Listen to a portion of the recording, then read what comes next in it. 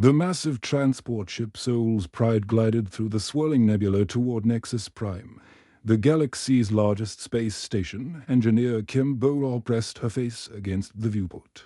Watching the enormous structure grow larger, the station looked like a floating city made of gleaming metal and crystal, with thousands of ships docking at its countless ports. "First time seeing something this big?" asked Lee Jun from the pilot's seat. His hands moved smoothly over the controls as their ship approached the docking bay. "It's incredible," Bora whispered.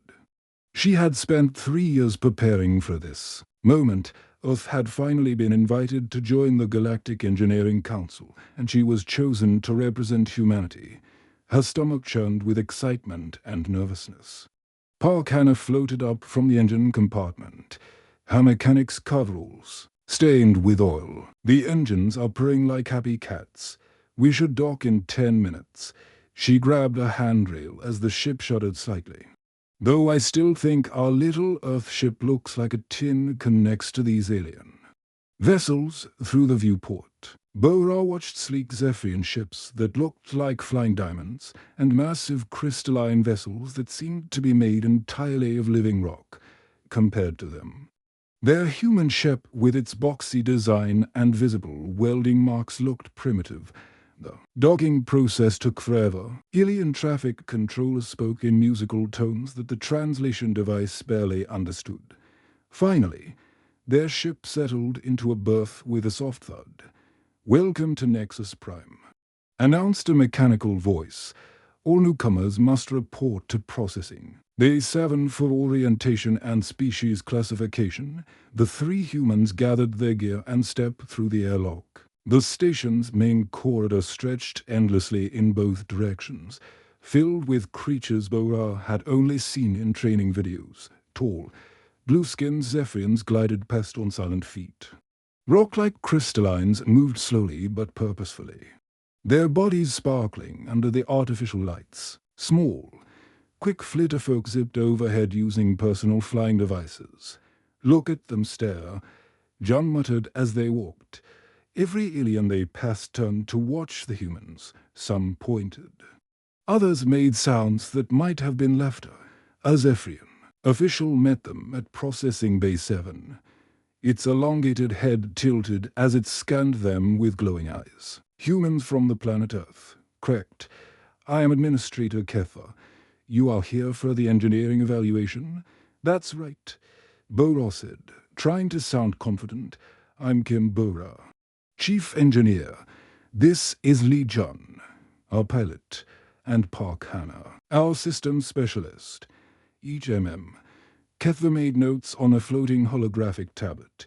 "Your species is quite young, only recently achieved faster-than-light travel. Most council members believe you are not ready for advanced engineering challenges." Hannah bristled. "We didn't come all this way to be insulted." "It is not an insult, merely an observation," Ketha replied smoothly. "You will be observers only. The actual work will be done by qualified species." Before Bora could respond, emergency alarms began blaring throughout the station. Red lights flashed, and a voice boomed over the speakers. "All personnel to emergency stations. Critical power failure in core section Alpha." This is not a drill. The corridor erupted into chaos. Aliens ran in all directions, some screaming in languages the translation devices couldn't handle. A group of crystalline engineers rushed past, their rocky bodies clicking against the metal floor. "What's happening?" John shouted over the noise. Administrator Ketha's face had turned pale blue. "The main power core is failing. If it explodes, the entire station will be destroyed. Millions of beings live here." Bora felt her engineer instincts kick in. "Can we help?" "Help?" Ketha looked at her as if she had suggested juggling plasma grenades. "This is beyond your capabilities. Our best engineers are already working on the problem." They followed the crowd toward the emergency assembly area. Through transparent walls, Bora could see the station's power core far below a massive sphere of swirling energy contained within layers of protective barriers. Sparks flew from control panels as teams of alien engineers worked frantically. "Round it, the quantum matrix is destabilizing," announced a tall crystalline engineer to the assembled crowd. "We estimate 12 hours before complete core failure." Murmurs of fear rippled through the crowd. Bo-Ra watched the alien engineers work. They used incredibly advanced tools and moved with practiced efficiency. But something didn't feel right about their approach. "They're treating it like a software problem." She whispered to Hannah. "What do you mean? Look at them. They're all using remote controls and computer interfaces. No one's actually getting close to the core itself." Hannah squinted through the transparent barrier. "You're right. It's like they're afraid to touch anything." While panic spread through the station, and the alien engineers frantically typed commands into their holographic displays, Bo-Ra found herself studying the power core with fresh eyes. Her human brain, trained to solve problems through hands-on experience rather than pure technology, began to see patterns the others might be missing. The real work was about to begin. Station Commander Velthar stood 8 feet tall with skin like polished silver, and eyes that glowed amber in the emergency lighting. His voice boomed across the engineering deck as he addressed the gathered alien specialists. 12 hours to save millions of lives, and our best minds are working on solutions. We will not fail." Bo-Ra stepped forward from the crowd of observers. "Commander, my team has experience with power systems. We'd like to help." Velthar's massive head turned toward her, and his amber eyes narrowed. A low rumbling sound came from his throat, which the translator rendered as laughter. "You soft-skinned weaklings who barely learned to leave their own star system." He gestured dismissively with one of his forearms. "Your species still uses metal tools and chemical fuel. This is quantum engineering beyond your primitive understanding." Several alien engineers stopped their work to stare. A group of insect-like hive-mind workers clicked their mandibles in what sounded like agreement. Even the floating jellyfish creatures called drift swimmers pulsed their bodies in patterns that suggest at amusement. "Just give us a chance to look at the problem," John said, stepping beside Bo-Ra. "Look." Velthar's voice dripped with contempt. "This is not a broken ground vehicle, human. This is a Class 7 quantum matrix containing enough energy to power 1,000 worlds. One mistake, and we all become cosmic dust." Hannah crossed her arms. "And what exactly are your advanced engineers doing that's working so well?" Before Velthar could answer, sparks erupted from a control panel near the power core. The crystalline engineer jumped back as his rock-like body absorbed the electrical discharge. "Matrix instability increasing by 12%, he announced. "Current solution vectors are proving ineffective. Try the harmonic dampeners," commanded a Zephyrian engineer, her blue fingers dancing over holographic controls. Mechanical arms extended from the ceiling, positioning complex devices round the power core. The devices hummed to life, projecting geometric patterns of light. Bo-Ra watched the energy readings on nearby displays. The numbers fluctuated wildly for a few seconds, then resumed their dangerous climb. "The dampeners aren't working," she called out. "Of course they're not working permanently," snapped the Zephyrian engineer. "We're buying time while we calculate the optimal frequency modulation." "How long have you been calculating?" Hannah asked. 17 minutes, replied the spider-like Rachnian engineer. "It's 8 legs working on multiple keyboards simultaneously. Our quantum computers are processing 847 billion possible solutions per second." Bo-Ra felt something click in her mind. She had been watching the power core itself, not just the readouts. The massive sphere of contained energy wasn't just fluctuating randomly, it was pulsing in a rhythm. "The core is vibrating," she said. "Nonsense," Velthar rumbled. The containment field maintains perfect stability through magnetic suspension. No, look at it, Bora insisted, pointing through the protective barrier. Really look at it. Not at your instruments. The alien engineers glanced at the power core, then immediately returned to their displays and control panels. None of them studied the core itself for more than a second. John squinted through the barrier. She's right. It's like a heartbeat, but getting faster. The quantum matrix is experiencing harmonic resonance, Bora continued, her engineering mind racing.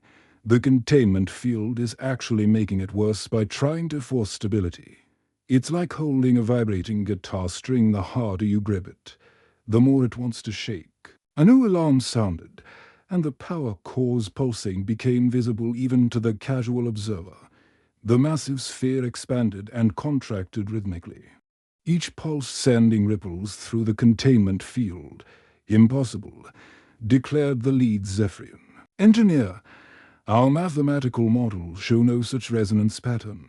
Your models are wrong, Hannah said bluntly. How long since any of you actually got close to the thing you're trying to fix? The aliens exchanged glances. Close proximity to the quantum matrix is extremely dangerous, explained the crystalline engineer. All maintenance is performed remotely through automated systems. When was the last time someone physically inspected the core housing? Bora asked. Physical inspection. Vilthar's forearms spread wide in a gesture of disbelief. We have quantum sensors that can detect molecular-level anomalies from safe distances. Why would anyone need two? To touch things like some primitive savage? Bora realized the problem. These advanced species had become so dependent on their technology that they had forgotten how to use their own senses. They could calculate billions of solutions, but couldn't see the obvious pattern right in front of them. The harmonic frequency is building, she explained. Each pulse makes the next one stronger. Your dampeners work temporarily, but they're not addressing the root cause. The core housing itself is probably loose or damaged, creating mechanical vibrations that your quantum computers can't detect because they're only looking for energy sign. A chore's preposterous, Vilthar roared. Our construction techniques are flawless. Every component is precision manufactured by molecular assemblers. As if to prove Bora's point, another wave of sparks erupted from the control systems. The power core's pulsing grew more violent, and hairline cracks appeared in the inner containment barrier. 10 hours and 37 minutes remaining, announced the station's computer voice. Evacuation protocols are now in effect for non-essential personnel. While the alien engineers frantically adjusted their remote controls and ran new calculations, Bora stared at the power core and began forming a plan that would either save millions of lives or get them all killed.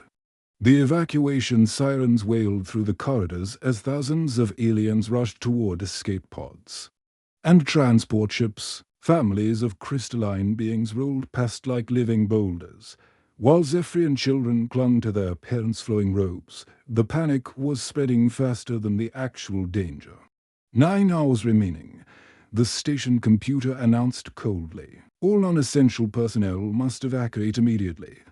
Bora ignored the chaos around her and knelt beside a maintenance hatch near the power core chamber.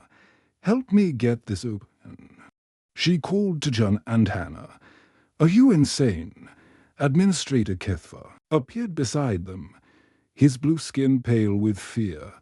That leads directly to the core housing. The radiation alone will kill you in minutes. Maybe. Bora grunted as she worked her fingers under the hatch's edge. But staying here definitely. Kills everyone in 9 hours. Commander Velthar stomped over, his forearms gesturing wildly. I forbid this madness. You will contaminate the core chamber with your primitive interference. Your fancy engineers have had 3 hours and they're failing. Hannah shot back, pulling tools from her kit. Let us try something different. Different. Velthar's amber eyes blazed. You mean barbaric. You cannot simply crawl inside a quantum matrix like fixing a broken water pipe. Burrow looked up at him.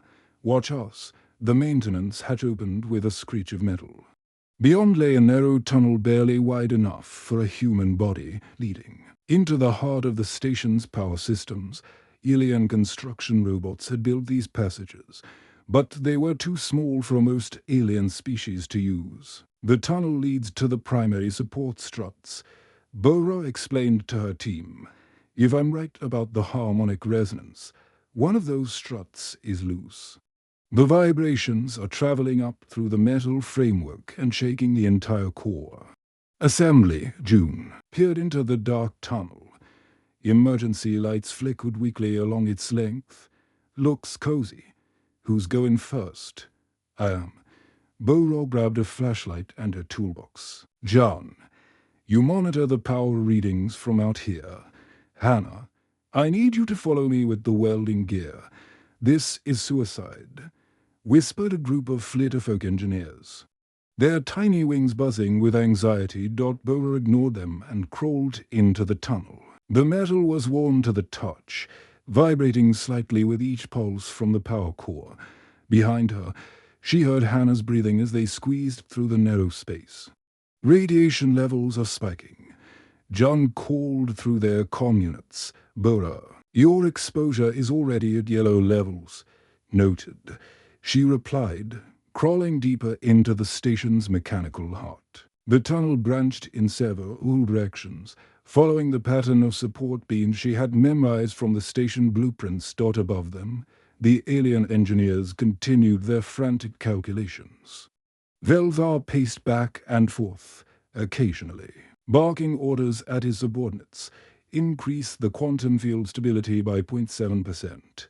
Recalibrate the harmonic dampeners. Run scenario analysis for 1847. But Burrow could feel what their instruments couldn't detect. The vibrations in the metal were getting stronger. Each pulse sent tremors through the tunnel walls, and she could hear a faint rattling sound coming from somewhere ahead. There, she whispered, reaching a junction where several support beams met.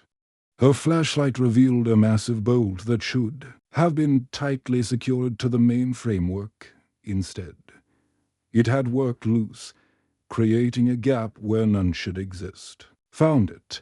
She called back to John. Support beam C7 has a loose primary connection. Every time the core pulses, this beam shakes and transmits the vibration to the entire assembly.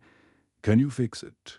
Hannah asked, squeezing up beside her with the welding equipment. Burrow examined the problem with her hands, feeling the surfaces and measuring gaps with her fingers. The bolt is stripped.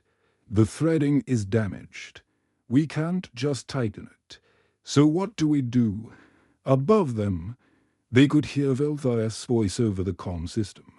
Humans are wasting precious time with their crude investigation. The quantum analysis clearly shows the instability is energy-based, not mechanical. Burrow smiled grimly. We improvise. She pulled out a metal bracket from her toolkit, a simple piece of scrap steel she had picked up from their ship's spare parts. If we can fix the bolt, we bridge round it. Working in the cramped space, the two women positioned the bracket to bypass the damaged connection. Hannah's welding torch sparked to life, casting dancing shadows on the tunnel walls. The work was slow and dangerous, with radiation readings climbing steadily. Exposure now at errant levels, John reported. You need to get out of there soon. Almost done. Burrow muttered, holding the bracket steady while Hannah welded. Sweat dripped into her eyes, and her hands shook slightly from the radiation exposure. Finally, the last weld cooled. The improvised bracket connected the loose beam directly to the main framework, bypassing the damaged bolt entirely. It looked crude compared to the station's sophisticated construction, but it was solid. Tested. Burrow called to John. On the engineering deck, John watched the power core readings. The violent pulsing began to slow, the harmonic resonance that had been building for hours started to fade. "It's working," he announced in amazement. The alien engineers fell silent, staring at their instruments in disbelief. Commander Velvar S. Forams hung limply at his sides. To humans with basic tools had solved a problem that the galaxy's greatest minds couldn't crack with all their advanced technology. The power core's pulsing had slowed, but it hadn't stopped. Completely. Bora and Hannah crawled back through the maintenance tunnel, their radiation detectors clicking ominously. When they emerged on the engineering deck, the alien engineers were staring at their displays with confused expressions. "The harmonic resonance has decreased by 60%, announced the lead Zephyrian engineer, her voice filled with disbelief. "But the quantum matrix is still unstable. We have perhaps 2 hours before complete failure." Commander Velvar turned his amber eyes toward the humans for the first time. His voice held a note of uncertainty. "Your accrued repair has helped, but it is not enough. The core will still explode." Bora wiped sweat from her forehead, leaving a streak of grease across her face. "Then we need to get closer to the quantum matrix itself." "Impossible," gasped Crystalline. Engineer, his rocky body trembling. "The radiation levels near the core chamber are lethal to all organic life. Even our robotic systems fail within minutes of exposure." "How close do we need to get?" John asked.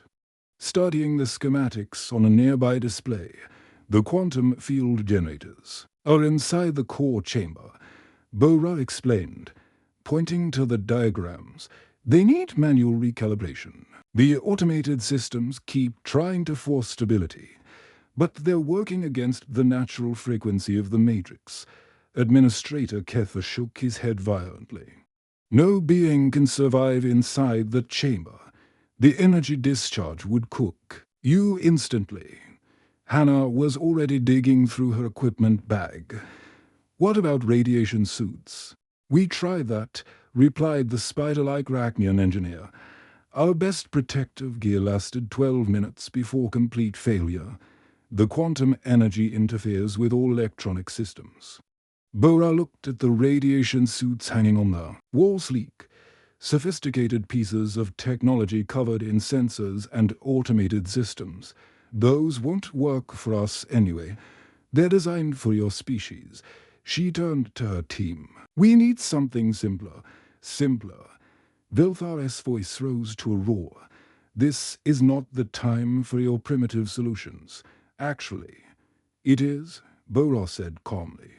She walked over to an emergency supply closet and pulled out sheets of reflective emergency blankets, the kind used for basic thermal protection. Sometimes the old ways work better.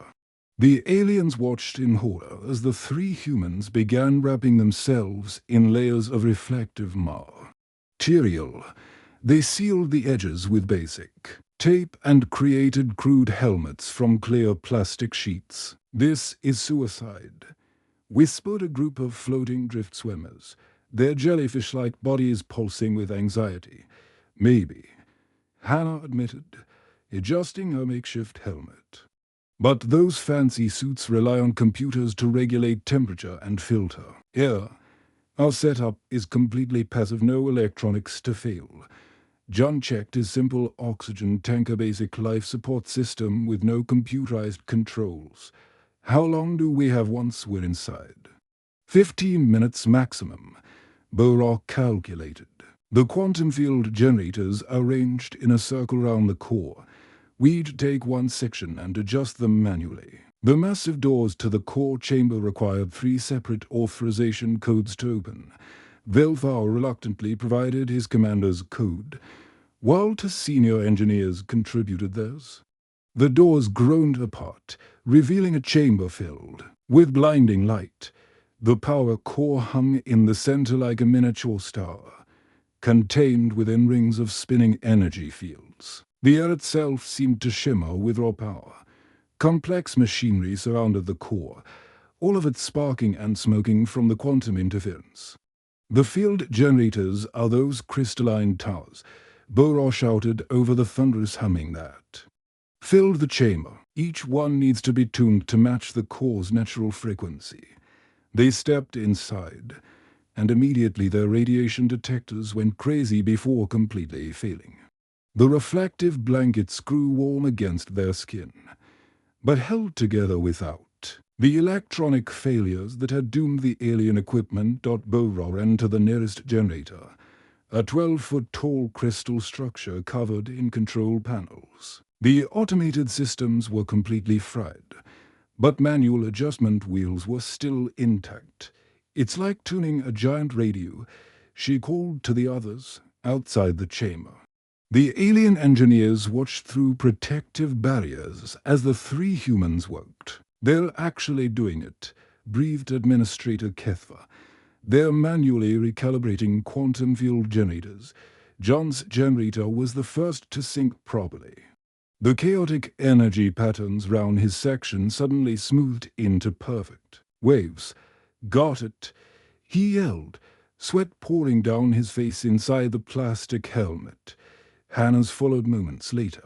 Her generator's crystal structure began to glow with steady light instead of the violent flickering that had plagued it before. Bora's generator was the largest and most complex.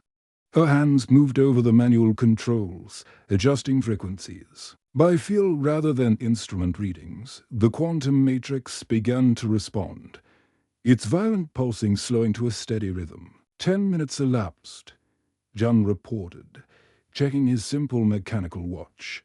"We need to get out."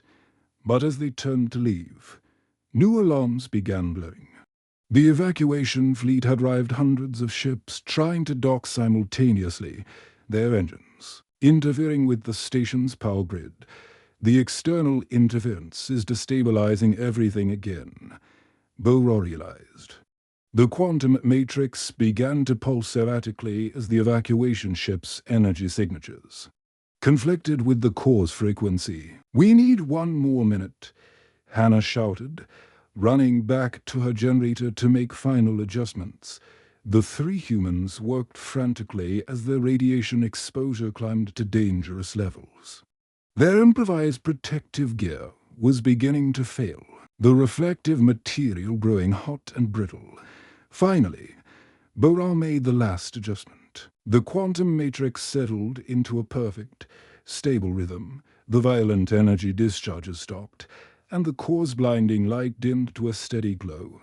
They stumbled out of the chamber just as their radiation detectors, now working again, began screaming warnings about lethal exposure levels. The power core was stable, the station was saved, and three humans with basic tools and stubborn determination had accomplished what the galaxy's most advanced species could not.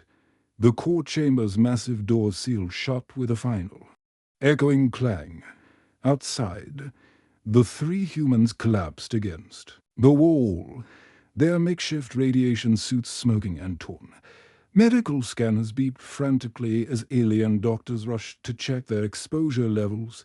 Commander Velthar stood frozen, all four of his arms hanging motionless at his sides. His amber eyes stared at the power core readings in complete disbelief. The violent red warnings had turned to steady green lights. The quantum matrix pulsed with perfect stability. "Impossible," he whispered, then louder. "This is impossible." The engineering deck had fallen completely silent. Hundreds of alien specialists, Cephrians, crystallines, Ragnians, drift swimmers, and dozens of other species stood motionless, watching the displays that showed their most advanced technology had been outdone by three humans with reflective blankets and basic tools.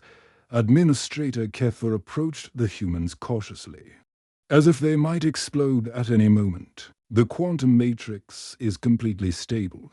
The harmonic resonance has been eliminated.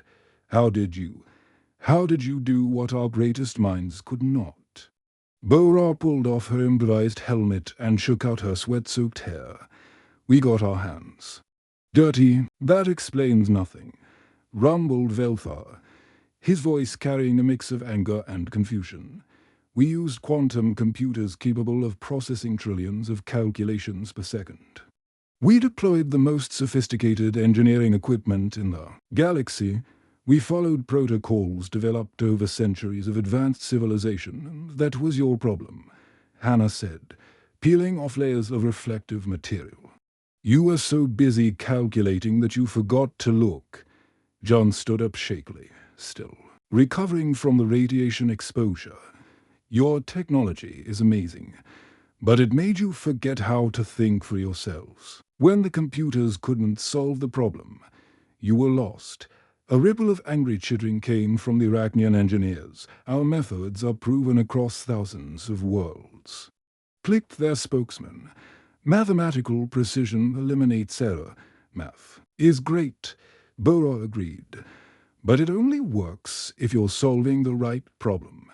You were trying to fix an energy instability when the real issue was a loose bolt. Commander Velthar's massive frame shuddered. A loose bolt. You risk your lives and save millions of beings because of a loose bolt. Actually, it was a stripped bolt, Hannah corrected with a grin. Even worse than loose, the absurdity of it hit the alien engineers like a physical blow. Their most sophisticated crisis had been caused by basic mechanical failure, something so simple that their advanced sensors hadn't even detected it. But the quantum recalibration pressed the lead Zephian engineer. You manually adjusted field generators that our best technicians declared impossible to touch, because you were afraid of them. Bora explained. You treated the quantum matrix like some kind of angry god that couldn't be approached. But it's just a machine, a very powerful, very dangerous machine, but still just a machine. You could have died. Whispered a cluster of drift swimmers, their translucent bodies pulsing with distress. Yeah, we could have, John admitted, but you were all definitely going to die if we did nothing. Sometimes you have to take calculated risks. The chamber doors opened, and a procession of elegantly dressed beings entered. Bora recognized them. From her briefings, members of the Galactic Council, the governing body that oversaw engineering standards across thousands of worlds. High Counselor Zephyr glided forward, her crystalline body reflecting the chamber's lights like a living prism. We monitored the entire crisis from our chambers. The quantum resonance readings were transmitted to engineering departments on 47 worlds. Every one of our specialists agreed the situation was hopeless. Yet here we stand. Added Counselor Yithmak, a floating entity of pure energy, contained within a mechanical frame, the crisis resolved by methods our finest minds dismissed as primitive. Bora felt suddenly self-conscious. Her clothes were torn and dirty, her face streaked with grease and sweat. Next to these magnificent beings with their advanced technology and elegant forms, she felt like a cave dweller who had stumbled into a palace. We just did what seemed logical, she said simply. Logical? High Counselor Zephyrs' voice carried notes of something that might have been left her. You wrapped yourselves in emergency blankets and crawled into a quantum reactor. By any reasonable definition, that was utterly illogical. But it worked, Counselor Yithmak observed. Your species possesses something we have lost in our pursuit of technological perfection, the willingness to improvise, to adapt, to take action when calculation fails. Commander Velthar stepped forward, and to everyone's surprise, he performed what humans would recognize as a bow. I was wrong about your people. I called you primitive, but perhaps we are the ones who have forgotten the fundamentals of engineering. Engineering isn't just about having the best tools. Bora said, it's about understanding how things work, being willing to get your hands dirty, and never giving up when the first solution doesn't work. High Counselor Zephyr conferred briefly with her fellow council members in rapid, musical tones. Then she turned back to the humans with what might have been a smile. The Galactic Council hereby recognizes humanity as a full member species, with special designation as emergency engineering specialists, when conventional methods fail. When the impossible needs to be made possible, We will call upon human ingenuity. The chamber erupted in a cacophony of alien sounds, some approving, others skeptical, but all acknowledging that something fundamental had changed in their understanding of problem solving. As news of the human success spread throughout the galaxy, requests began pouring in from dozens of worlds facing seemingly impossible engineering challenges. The species that had been dismissed as primitive newcomers were suddenly the most sought-after problem solvers in known space. Bo-Raw, John, and Hannah looked at each other and grinned. They had come to prove humanity deserved a place among the stars. Instead, they had shown that sometimes the old ways of thinking were exactly what the future needed. The end.